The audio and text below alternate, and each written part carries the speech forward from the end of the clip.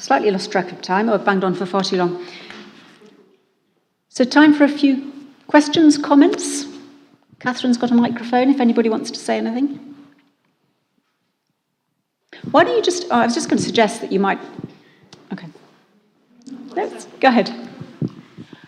Obviously, this is going to impact us as over the next sort of few years. But as the parent to a 10-year-old boy, and as a teacher, I have to say, just a thought: what are we actually teaching our children in terms of, oh yes, look after the planet, but actually how greed. The mixed message is sent to children. How do we respond to that as a church, as a community, as a people? How do we teach our children without sending them conflicting messages? Yes, I think we're battling against a cultural tide, really, aren't we? It's very complex, but it's got to start at home. It's got to start at home. Many of us in this room expect our parents, aunts, uncles, godparents, we've got relationships with children. And I think it's really, really important that we model something healthy and wholesome for the planet to our children, and that we don't get caught up in the kind of hype around. I used to despair when my children were little and about the birthday parties. The abundance of brightly coloured pink or blue plastic, the party bags, the sort of endless, you've got to do this. And when I didn't do it, my children were going, well, our party bags aren't as good as the other people's party bags. But it starts at home, doesn't it? It starts with standing our ground, I think, and just trying to explain. And it's difficult to explain to children because it can be scary. This stuff is very scary when you think about what might lie ahead. But modelling simplicity, modelling the absence of consumption for its own sake, I think is really important. Thank you for raising that. But is it enough to start with the children? Do you talk like this to Parliament? You do? I don't, but Bishop Stephen does. He's in the House of Lords. Because I feel that, unless the top are with us, how do we just work within families? We ought to grow. It ought to be a bigger way of living. Thank you. That has to come from the top too. You're absolutely right. This is responsibility of all of us in every single set of relationships that we have, and which is why I made a point of saying we're citizens with a vote. It would scare our local MPs silly if we made a point of turning up in their constituency surgeries and saying, I won't vote for you next time unless I can hear some sense on environmental policies. It would scare them silly. Politicians, MPs, want to be elected, and they listen to what their constituents say. And I think we have to operate in whatever arenas we are given to us. Bishop Stephen's in the House of Lords. I have various connections with other faith leaders. I'm one of the bishops that leads for the Church of England on these issues. So I find myself in different forums, and I'm getting very boring on the subject, I have to say. People go, oh, not her again.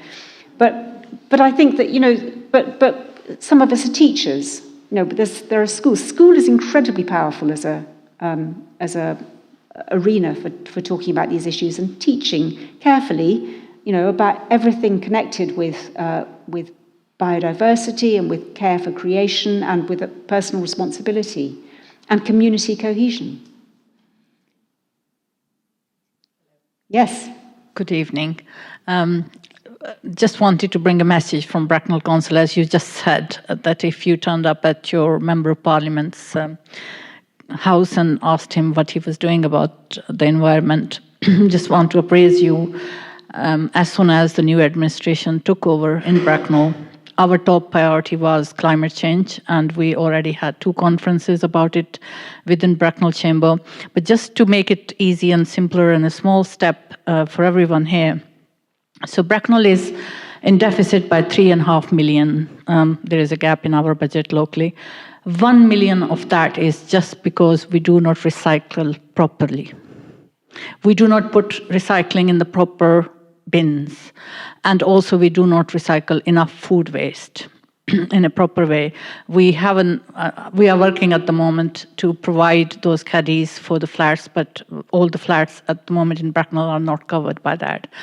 So just educate your children what goes where. 2 days ago, Mary Temperton was in Bracknell Town Centre in Lexicon. She was actually just doing that, educating children what goes where. And it takes a little bit of effort. Most of us don't even read that little card that they leave on our bins, and we just keep on throwing things. And it actually costs us to keep on sending our waste to the landfill when you have tried. And we have those unsightly 3-4 different bins outside our houses, but they're not being put to the good use. And going back to your lecture, thank you, first of all, for delivering such a thoughtful lecture. When you talked about the justice for other communities, I was born in Pakistan. Pakistan's contribution to the climate change is 0. But our glaciers are melting. We are facing floods, and where people live below the poverty line, your house is gone, your livestock is gone, your crops are gone, you're totally destitute, and there is no social security system. Millions of people live below the poverty line. Their daily bread is what they earn. So we need to think about those communities. And in Pakistan, growing up, we used to recycle everything. Old bread, which was left over, was recycled. Broken shoes were recycled. Newspapers were recycled. Plastic is recycled. China is recycled. Any pots and pans are recycled. And this is where we need to go. We need to start thinking of the environment, and all these cheap things are costing us more in terms of lives and livelihoods lost around the world. Thank you. Thank you. Thank you.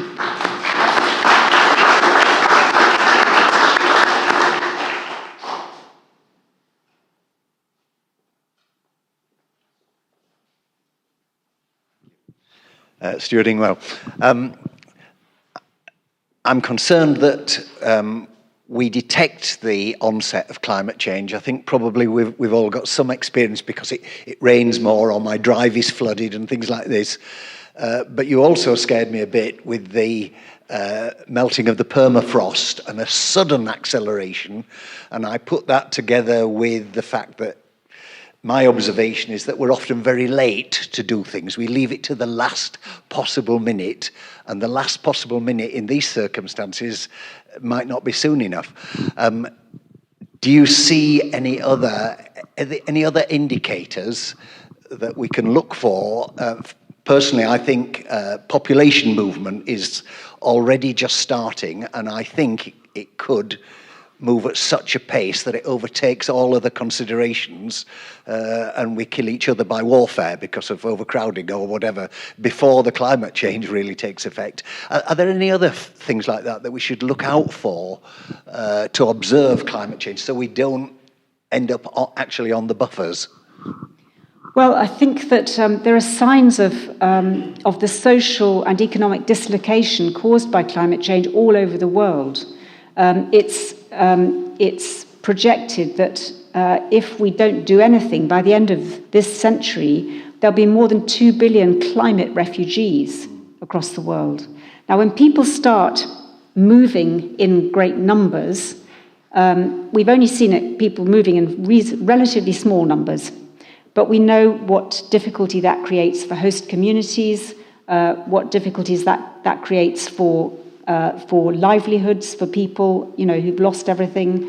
There are all sorts of problems created by refugee movements across the world already.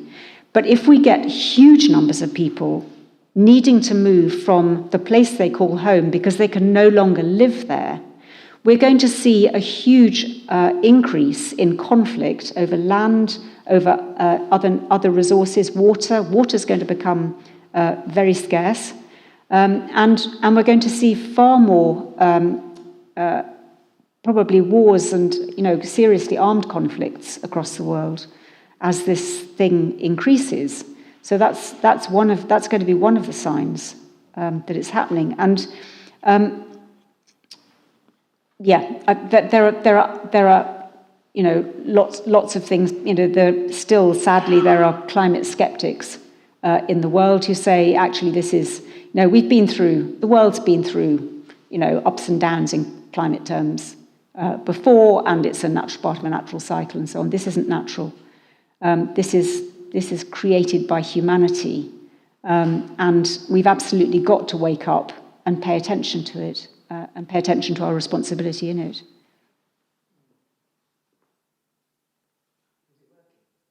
Yeah. Okay. I loved your emphasis on greed in our society, and I think. I wonder about all these little things that we're being encouraged to do, like, for example, washing less. We don't have to wash all the time. I've been very encouraged by young people, a lot of young people who are not buying so many clothes, and they're mending even, and all sorts of little things like that. And do you think we hear enough about all these smaller things that we can do which make us less greedy? No, we probably don't hear enough about them. We need to talk more about them, don't we? It's about not only doing stuff, but talking about it and making sure that other people know about it. And actually, it's interesting, isn't it? My mother and my mother-in-law have both died in the last few years. Both in that sort of post-war housewife generation, and they wouldn't have wasted anything, nothing. I remember just berating my mother-in-law for the state of our underwear once, because it was absolutely in tatters, because she wouldn't throw anything away, to the extent of actually not being decent. But you probably didn't need to know that, did you? Sorry. We're still recording. Yeah. But I think that we've forgotten that ability. It's what Councillor Nahid was saying, that it's about. We've lost touch with the value of things. We throw away bags, paper bags, plastic bags. We scrunch them up and, chuck them out. But actually, there's so much that we can reuse. We've perhaps lost the skills. There's been probably 2 generations who've lost the skills of repairing things and even making things. I was brought up with a sewing machine, to make my own clothes. And I have that skill. My daughter doesn't, I'm ashamed to say. But why not? I have to ask myself that. Why aren't we teaching our children how to be frugal in the way that they treat the world's resources?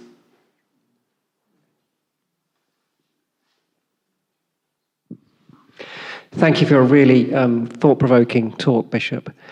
I think my question is also about greed, and it's related to the sort of big businesses and political leadership in many countries, which are wedded to the current system we have, which is based around capitalist markets and fossil fuel extraction and consumption.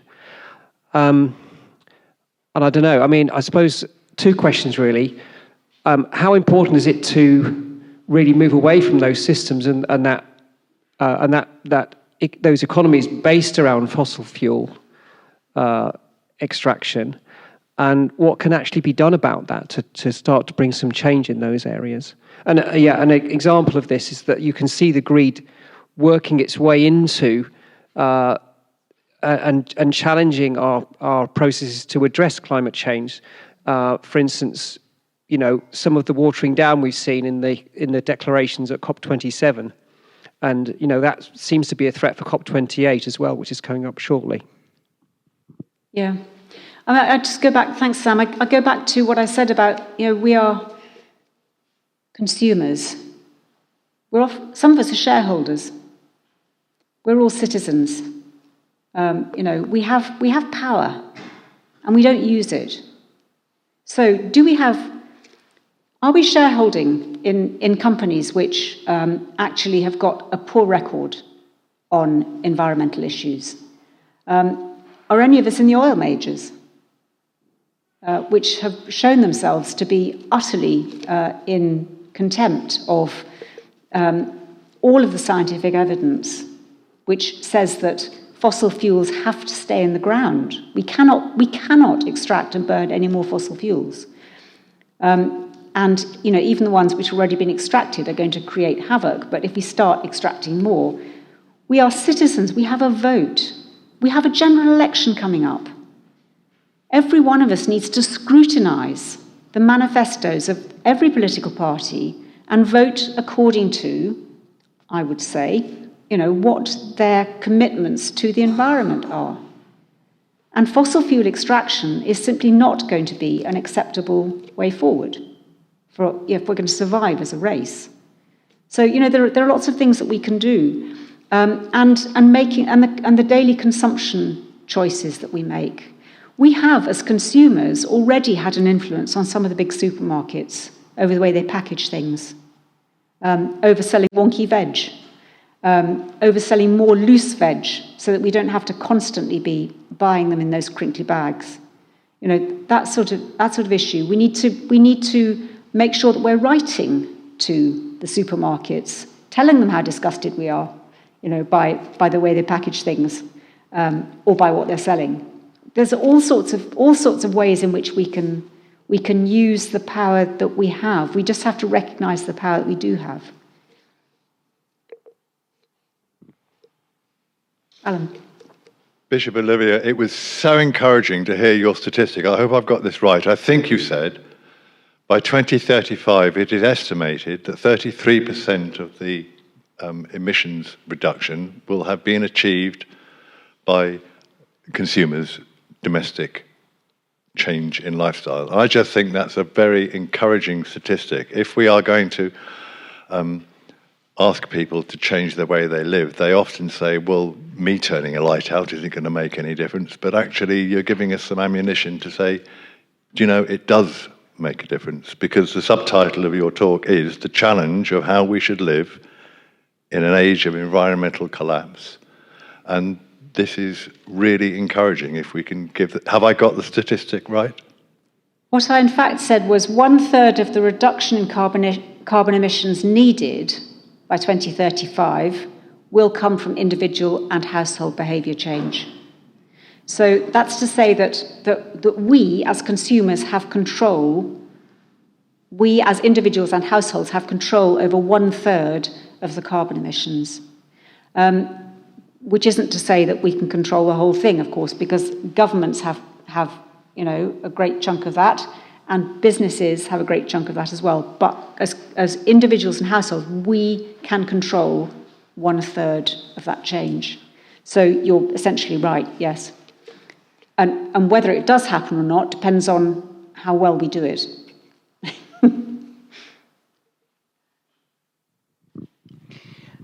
You have already partially touched on one of the concerns that I had about food packaging in supermarkets. I think that they are responsible for an awful lot of waste because, like you say, the wonky veg thing is great. But you go into some supermarkets and if you live alone, you only want 1 or 2 potatoes, but you don't want to buy a great big bag of potatoes that comes in a plastic bag and other items of vegetable, same sort of thing. And then the other thing that supermarkets do is they say, buy one, get one half price, and you're buying things that you don't really need, and that causes more food waste. And the other thing on packaging is I always read the labels on the packaging to see how I should recycle it. And I often find that you buy something and it's got 3 different items of stuff that it's made from, and one bit's recyclable, the other bit's not recyclable, and another piece might say this is recyclable in areas where this is accepted. How do you know what's accepted? I mean, there's an awful lot of problems with supermarkets and packaging, so we need to adjust that. Thank you for saying that, and it's absolutely right. And can I encourage you to write to your supermarket constantly Just be a real nuisance. Everybody needs to write to the supermarkets because they do take notice. And I have noticed that there is more loose veg being sold. It's not enough yet, and also there are more supermarkets using compostable bags for you to buy your veg in. So, all of this little change really does make a difference. But I think it's outrageous that supermarkets are allowed to sell things in packaging which says not yet recycled. How's that even legal? We need to be making much more noise about this than we do.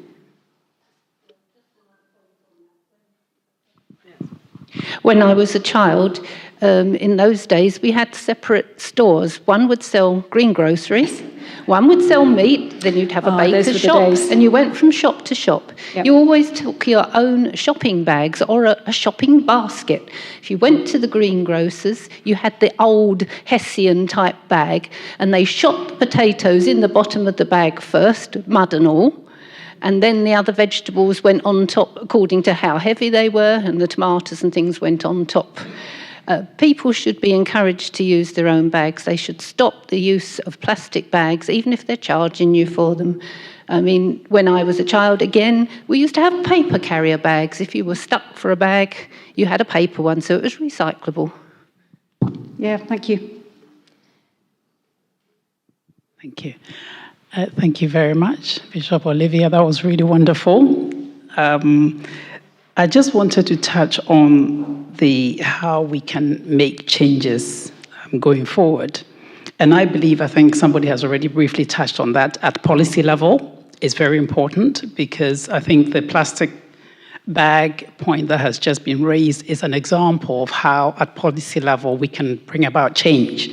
The moment we started to charge for carrier bags, everybody now, you see people carrying, from home to the supermarket. That's reduction in the plastic pollution that we witness in our oceans. And the other point is on the societal change, the behavioral. And again, it starts from home. Charity begins at home. We need to educate our children. Small steps, bigger achievement for mankind and for our environment.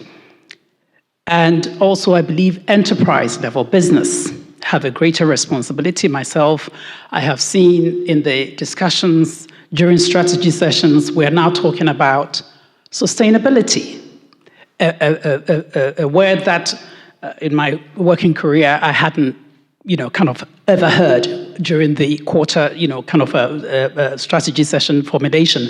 Now we have a lot of enterprises have chief sustainability officer at the C-suite. Very important to have a voice at the boardroom level where we can have these conversations about the supply chain, where along the line each business can make a small impact again, but ultimately it would give us a bigger gain. And also I wanted to touch on the new and emerging technologies that is seeking to address some of these challenges.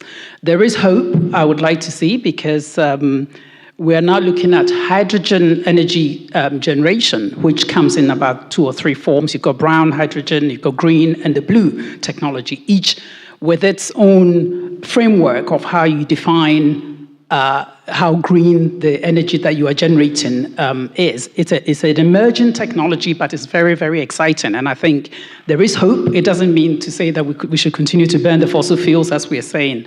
But I think it is encouraging. Also, I have spoken to a number of companies, such as BP, where they are putting a lot of investment, although they are still drilling and seeking fossil fuel, they are also making huge investments in green energy and technologies. So I think there is some hope there, and ultimately, hopefully, there will be a balance or maybe a drift away from fossil fuel into much greener energy technologies. Thank you very much.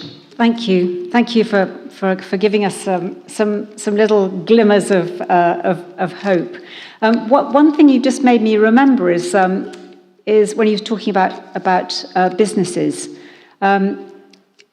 Just made me think that there's an area of our financial life which we sometimes don't consider, which is that a lot of us have got pensions.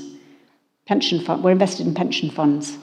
And I wonder how many of us have actually questioned what our pension contributions are being invested in. And I wonder how many of us are asking the right questions in the right places about that. And the other thing is to do with banking. Most of us probably have got a bank account. Are we confident that the bank that we're banking with is not lending to those who are polluting the planet or exploiting fossil fuels? So there are all sorts of ways in which we can connect into this. Thank you. Yes, coming very close to home and being heavily involved in the maintenance of this lovely building, this lovely old building, listed. If we were to propose putting solar panels on the roof, how would this be viewed? Would it be viewed favourably? Has there been a change? Because we, of course, know all the hurdles that we have to cross with faculties and dealing with the Victorian Society and English Heritage. And the other thing is, I wondered if there was a central body in the Church of England actually looking at how we can make these, what seems to be almost impossibly energy efficient. Is there anybody looking at the whole thing throughout the country to see just what could be done? Thank you. Yes, and there's a lot being done, actually. On the solar panel question, there are now solar panels on the roof of King's College, Cambridge Chapel, and also in York Minster. So anything is possible. And I think that although solar panels are not necessarily the answer for your building, there is definitely a move to, on the part of the chancellors, to make it easier for people to put solar panels on the roofs of churches. The key thing is that it's the right solution for your building. And solar panels may not be the answer for a church. It might be a good idea, but it may not be the answer. So very important. And also you may not get planning permission, which is another issue, not to do with the church. But I think the important thing is for those of us who've got responsibilities in churches for the buildings to make sure we get an energy audit done, make sure that we look at the report very carefully, and then look at what adaptations we need to make that are suitable for that particular building. And then the report should put them in the order of doing things. And there's loads and loads of advice and help available from the diocese and also from the national church.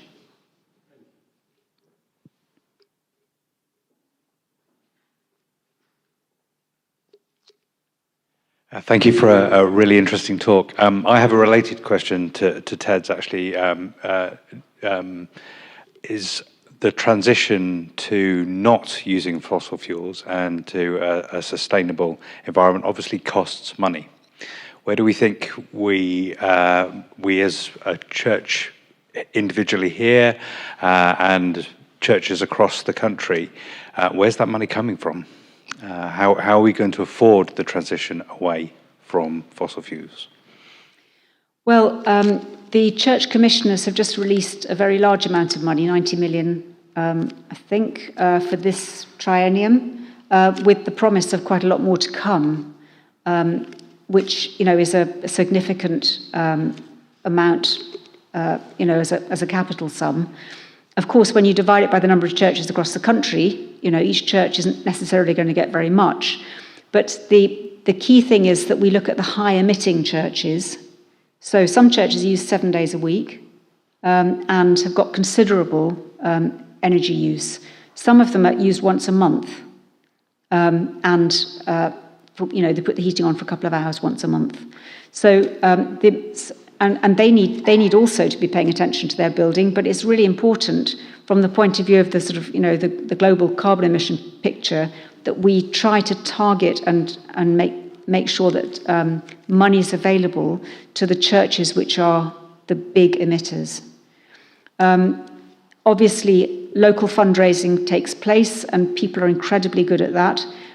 There are grants available. And there's a lot of work going on at the moment to try and identify who the big grant givers are for these particular types of adaptations.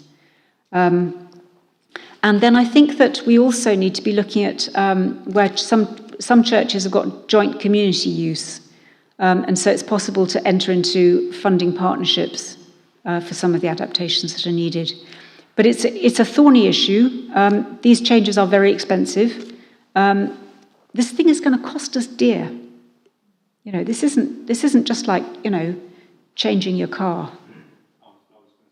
Even related to that, there's a wider question. I know certainly at the most recent COP, there was a lot of conversation about repatriation of funds because of particularly the West causing most of the climate emissions and the impact that has on other countries, but also even not included in our country's statistics of our emissions are the emissions caused by other countries that we import into it, and repatriation there. But that is going to have a huge impact on our economy if those things are going to need to be paid for as well. And that's going to impact everybody, whether we like it or not.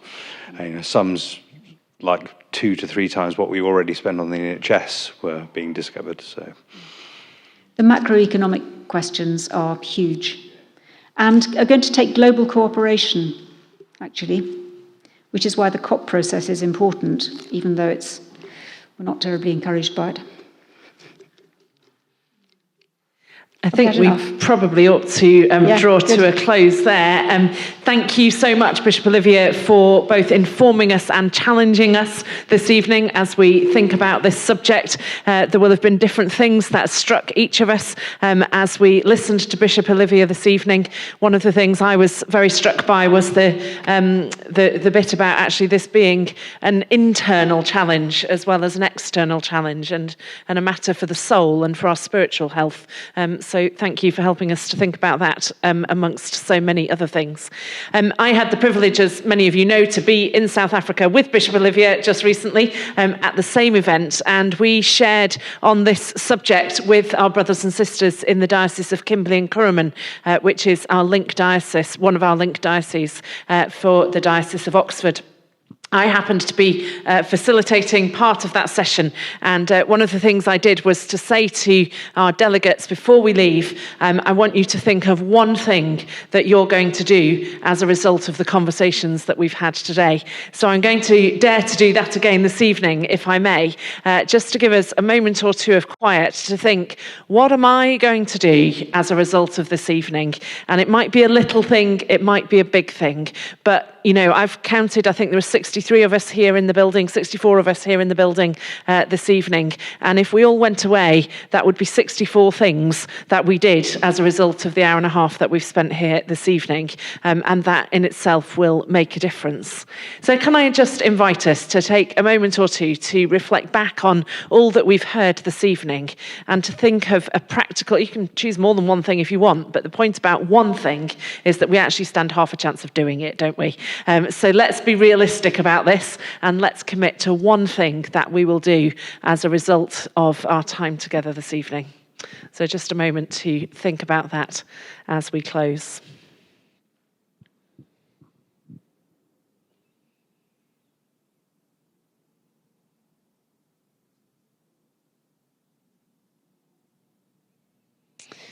So thank you again for coming this evening. Thank you for the action that you will take as a result of this evening. And thank you particularly to Bishop Olivia for challenging us and stimulating us this evening.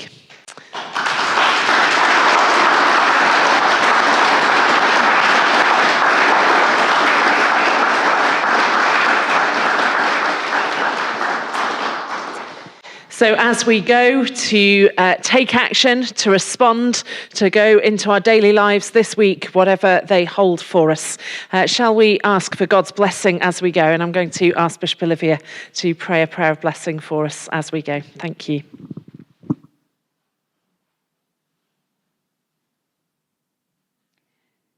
The Lord bless you and keep you. The Lord make his face to shine upon you and be gracious to you. The Lord lift up the light of his countenance upon you and give you his peace. And the blessing of God Almighty, the Father, the Son, and the Holy Spirit be upon you and all those you love this night and always. Amen.